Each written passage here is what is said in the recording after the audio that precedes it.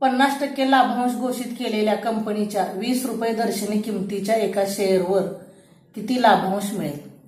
बघा 50% लाभांश घोषित केलेला आहे म्हणजे 100 ला 50 तर 20 रुपयाला किती हे आपल्याला काढायचं आहे.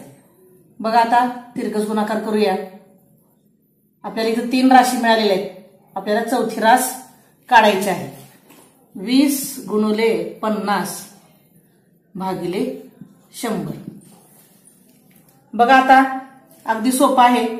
100 मधला 1 शून्य आणि 50 मधला 1 शून्य गेला.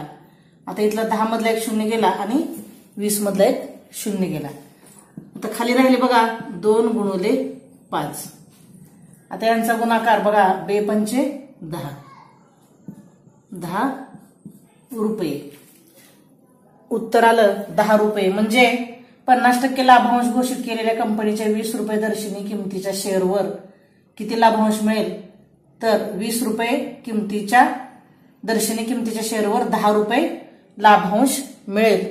म्हणून पर्याय बी हे उत्तर येते.